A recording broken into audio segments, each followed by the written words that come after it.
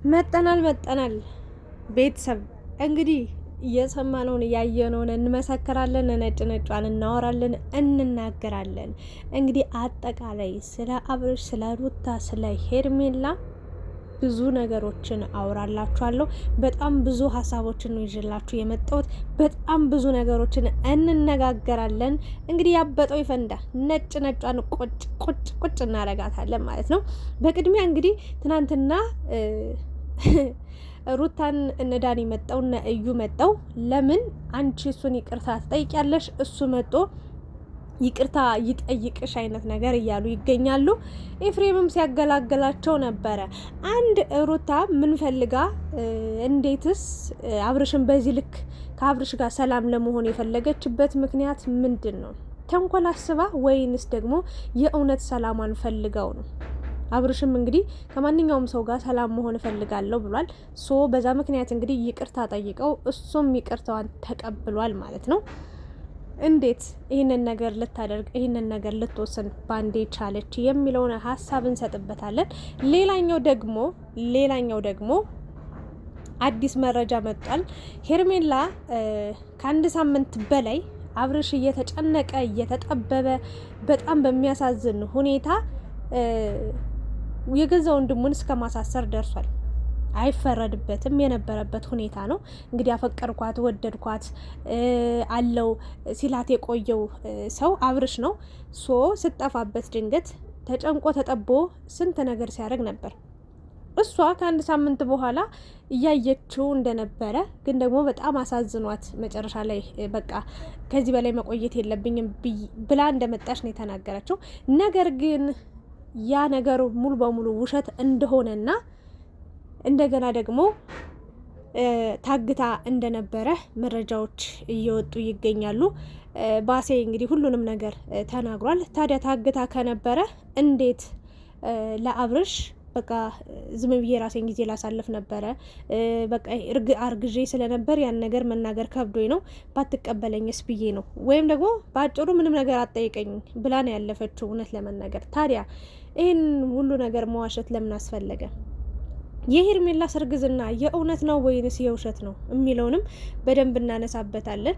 እንግዲህ አብርሽ ያው እንትናም መጣ ሜሪም እዛም እዚህም እያልክ ነው። ስለዚህ አንድ ሰው መርጠ ከአንድ ሰው ጋር ተረጋግተ ተቀመጥ፣ ተረጋግተ ከአንድ ሰው ጋር ሆን። እዛም እዚህም እያልክ ግን ሴቶችን እንድታስጨንቃቸው አልፈልግም፣ ሴቶች እንዲጎዱ አልፈልግም እያለች እንግዲህ የሴቶች ጠበቃ ነኝ ብላ መጣለች። ስለ ሁሉም ነገር አወራለሁ። አብርሽስ እቅዱ ምንድን ነው ታዲያ? ሄርሜላን የእውነት የሚወዳት የሚያፈቅራት ከሆነ እንዴት ነው ልጅ አርግዛ እሷ ሽማግሌ ላክ እስክትለው የሚጠብቀው? እንዴትስ የእውነት ከሆነ ፍቅሩ የእውነት ካከበራት የእውነት ለእሷ ቦታ ካለው ለምን ሽማግሌ አይልክም ነው? ወይንስ ልጁ አድጎ በእግሩ እስኪመጣ ነው የሚጠብቀው የሚል ሀሳብም እየተነሳ ነው። በአጭሩ እንግዲህ ስለ እገታው ልንገራችሁ። እንደኔ ኢትዮጵያ ውስጥ ማን ሊያግታት ይችላል? ምናልባት ካገቷት ወይ ካስፈራሯት የሆነ ሚስጥር ደርሰውባት ነው የሚሆን አልኩኝ። እኔ የሆነ ሚስጥር አውቀውባት ኤፍሬም ሲዝት ነበር ካስታወሳችሁ። በዛ ሰዓት ሁሉን ነገር አወጣዋለሁ፣ ትንሽ ነው የቀረኝ፣ ደርሼበታለሁ፣ ይዤዋለሁ፣ ሙሉ በሙሉ እርግጠኛ ሰውን ለወንድሜ ነግረዋለሁ። የሄርሜላን ከካሜራ ጀርባ ወይ ደግሞ ከአብርሽ ጀርባ የምታደርገውን ተንኮልና ሴራ እጋልጥባታለሁ በማለት እንግዲህ ሄርሜላ ምንም ብታደርግ ወንድሙን አሁን በዚህ ሰዓት በጣም ደስተኛ እያረገችው፣ በጣም በፍቅር እንዲከንፍ እንዲበር እያረገችው ነው የምትገኘው። ያ ማለት ያው በዚህ ሰዓት ሁሉም ነገር ትክክል ነው ለሷ። ሁሉም ነገር እሺ ነው፣ ሁሉም ነገር ትክክል ነው። ደስ ይላል። እግዚአብሔርን ነው ምላችሁ።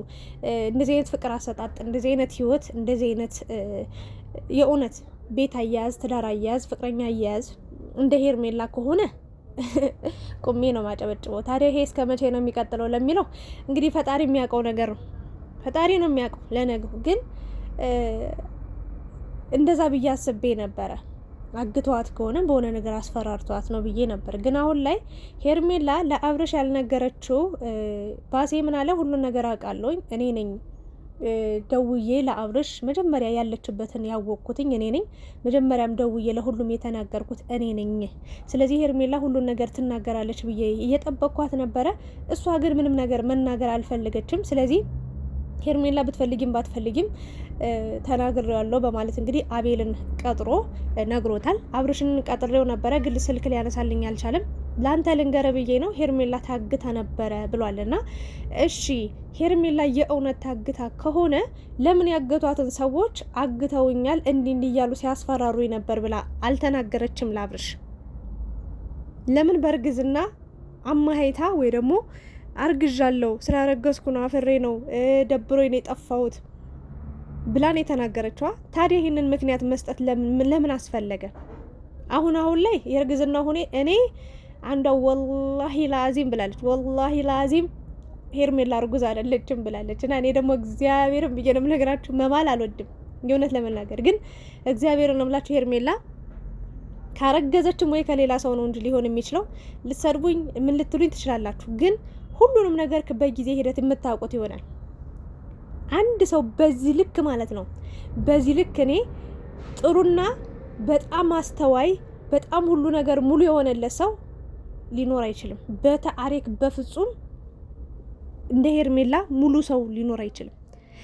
ተጠንቅቃችሁ የሆነ ስቴፕ ስህተት እንዳሰሩ የሆነ ክፍተት እንዳትፈጥሩ ተጠንቅቃችሁ ከሄዳችሁ ልክ እንደ ሄርሜላ ምንም ስህተት አይኖርባችሁም። አብርሽ ቢያጠፋ ምን ቢልም የኔ ፍቅር ብላ ስማ ነው የምትቀበለው። በዚህ ሰዓት እሷ አሸናፊ ናት። ገባችሁ? አብርሽን ለትንሽ ጊዜም ቢሆን ከእሷ ጋር ማቆየት ትፈልጋለች። ታዲያ እርግዝናው የእውነት ነው ወይንስ የውሸት ነው ለሚለው እኔ እንደኔ ሀሳብ የእውነት እርግዝና እንደሌለ ነው የምረዳው። እሱን እንግዲህ ብዙ ሰዎችም 3 ወር 4 ወር 5 ወር ሲሞላት ሁሉንም ነገር የምናውቅ ይሆናል። ሆዷ እየገፋ ሲመጣ የሚባል ነገር እየሰማው ነው። ሌሎቹ ደግሞ አብርሽ፣ ሩታ፣ ሄርሜላ ሁሉም በአጠቃላይ ድራማ ነው እየሰሩ የሚገኙት። ሄርሜላ ከዚህ በፊት ትዳር እንደነበራት ህይወት እንደነበራት ኢቭን ልዑል ራሱ የእሷ ልጅ እንደሆነና ቪዲዮ አብሯቸው እንዲሰራ እየሰጠቻቸው እንደሆነ እንጂ ሩታና አብርሽም ልጅ እንደሌላቸው የእውነት ባለትዳር እንደሆኑ እንዳልተጣሉ ግን ልጁ የሄርሜላ እንደሆነም እየተነገረ ይገኛል። አንዳንዶቹ አይ የራሳቸው የቅርብ ዘመድ ነው ልጁ ህፃኑ ለቀረጻ ብቻ ነው የሚያመጡት ይላሉ። ሌሎቹ ደግሞ አረ የሄርሜላ ልጅ ነው የሚሉም ሰዎች አሉ። በአጭሩ እኔ ገና ባልሆነ ነገር ባልተረጋገጠ ነገር ሀሳቤን አእምሮዬን መበጥበጥ አልፈልግም። እነሱንም ያለ ስም መስጠት አልፈልግም። እርግጠኛ ባልሆነ ነገር እነሱን ስማቸውን ማጥፋት አልፈልግም። እግዚአብሔርም ይሄ አይነት ማንነት የለኝም። ይሄ ሁሉ ነገር እየተወራ ነው፣ ግን እኔ ዝም ብዬ ነው ያየሁትኝ። ይሄ ትክክል ነው እውነት ነው ለሚለው ፈጣሪ ነው የሚያውቀው። እኔ ልዑል ትክክለኛ የአብርሽና የሩታ ልጅ እንደሆነ ነው ማምነው። ስለዚህ ይሄን የፈጠራችሁትን ወሬ ላዳምጥም ሀሳብ አስተያየትም ልሰጥበት አልፈልግም በዚህ ዙሪያ ማለት ነው። ለማንኛውም አብርሽና ሩታ ድራማ ይሰራሉ። አዎ በደንብ ይሰራሉ። አዎ ቡታጅራ ጀምረው በጣም ብዙ ውሸቶችን እያየንባቸው እየሰማንባቸው መጠናል። ግን ደግሞ ውሸት በእነሱ አልተጀመረም። እውነቱን እንነጋገር ከተባለ ሁሉም ውሸታም ነው። ከተመቸው ሁሉም ውሸታም፣ ሁሉም አጭበርባሪ፣ ሁሉም ይዋሻል። እና በእርግጥ ውሸትን ባልደግፍም እነሱ እንደ ፍጹም አድርጋቸው አይታቸው የሆነ ስህተት በሰሩ ቁጥር እንዲህ ነው ማለት የለም። ስለዚህ የሆነ ስህተት ሰርተዋል ማለት ደግሞ እድሜ ልካቸውን ሲሳሳቱ እድሜ ልካቸውን ሲዋሹ ይኖራሉ ማለት አይደለም። በቃ የሚዋሹበት ቀንና ጊዜ ሊኖር ይችላል። በቃ የማይዋሹበት እውነት የሚሆንበት ጊዜ ይኖራል። ሶ ይህንን ነገር ነው ልላችሁ ምችለው። የሄርሜላ እርግዝና ጉዳይ እንደኔ የኔ ሀሳብ ነው አይደለ? የእናንተ ሀሳብን እንደሚሆን አላውቅም። አንዳንዶቻችሁ 4 ወር እስኪሞላው እንጠብቃለን እውነታውን እናውቃለን ትላላችሁ። ሌሎቻችሁ ደግሞ እርግጠኛ ነኝ በቃ እርጉዝ ናት ትላላችሁ። ሌሎቻችሁ ደግሞ በጭራሽ እርጉዝ አይደለችም እያለችም ትከራከራላችሁ። ለማንኛውም እውነታውን ቀስ እያለን የምናየው ይሆናል። ለማንኛውም ግን እኔ እንደኔ ሄርሜላ ብዙ ነገር አብርሽን እንደዋሸችው ነገ ከነገ ወዲያ የሚጎዳ የሚሰበር አብርሽ እንደሆነ ነው የሚሰማኝ። ባጭሩ መጫወቻ እንደሆነ ነው የምረዳው የእውነት ለመናገር እና ሜሪ ምን ብላለች መጣ 2 ሴቶች ላይ አትጫወት፣ አንዷን ምረጥ፣ እዛም እዚህም እያልክ ነው ብላለች። እውነት ለመናገር የሩታ ፍቅር ይወጣለት አይመስልም። ግልጽ ነው ይወጣለት አይመስልም። ግን ሄርሜላ ደግሞ ታሳዝናለች። የሆነ ታርግዛ ከሆነ በእርግጥ አሁን ምርጫውን ተናግሯል እኮ ሩታ ነች አሁን ተስፋ ሳትቆርጥ በቃ እየተከታተለች ያለችው እንጂ አብርሽ ሙሉ በሙሉ ተስፋ እንደቆረጠ ምንም ሩታ የምትባል በቃ በህይወት ውስጥ እንደሌለች የሚያገናኛቸውም ልጅ ብቻ እንደሆነ በፍቅር ጉዳይ ከሄርሜላ የሚያስበልጠው የሚያስቀድመውም እንደሌለ ነው የተናገረው። እንደዛ ማለት ያው ለሩታም ተስፋ እየሰጣት አይደለም ማለት ነው። ዝም ብሎ የሚሄድ ከሆነ ሩታ ጋር የሚቅለሰለስ ከሆነ ሄርሜላ ጋርም ሲሄድ የሚቅለሰለስ ከሆነ ጥፋቱ የሱ ነው። ሁለት ሴቶች በአንድ ላይ መጎዳት ስለሌለባቸው እኛ ምንጮሃለን፣ ፍትህ እንጠይቃለን። የእውነት ለመናገር ስርዓት እንዲይዝ ማለት ነው። ግን እኔ እስከማውቀው ድረስ ሩታ ጋር ያለውን ነገር ጠቅልዬ ጨርሻለሁ በቃ ብሎ ነው ወደ ሄርሜላ የገባው። ስለዚህ መፍቱ ነው። ይህንን ነገር ነው የምናገረው።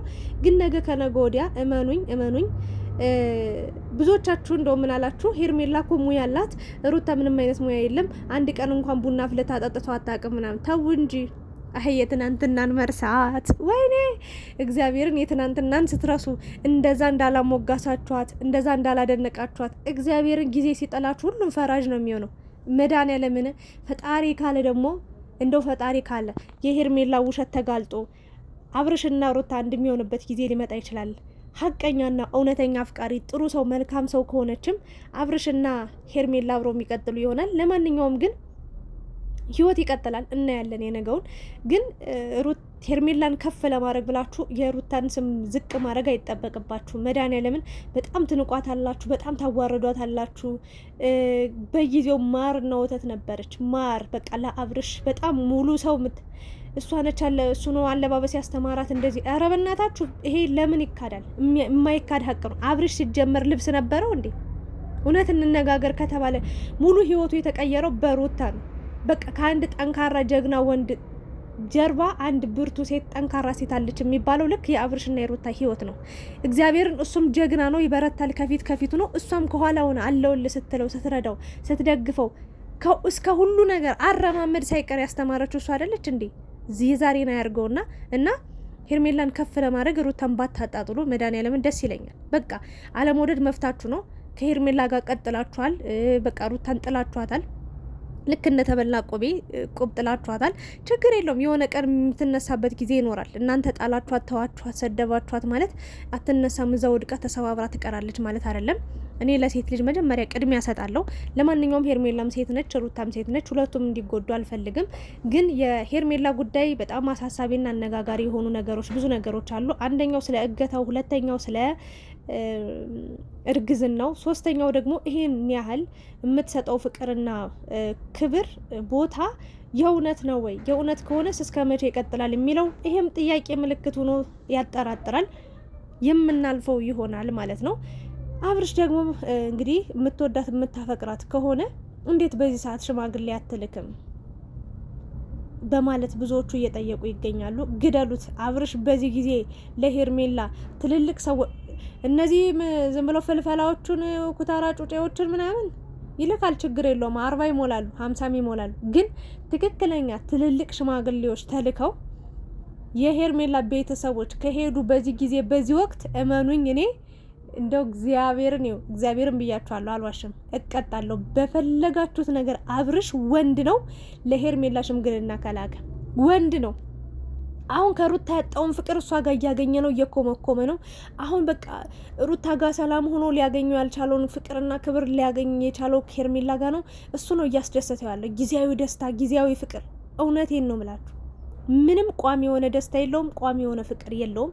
ይሄ እየታወቀ ነው። እንደዛ ከሆነ እች ልጅ ሆዷ እየገፋ ነው አይደል? እንግዲህ ያው 1 ወር እየሞላት ነው አርግዣለሁ ካለች ጊዜ ጀምሮ። ከዚህ በኋላ ልጁ ተወልዶ ዳዴ አባቤ ማሚ እያለ እንዲመጣ ነው እንደሚጠበቀው። ሽምግልና እኮ ከምንም ነገር በፊት ይቀድማል አይደል እንዴ? እህቷም እንደዛ ብላለች።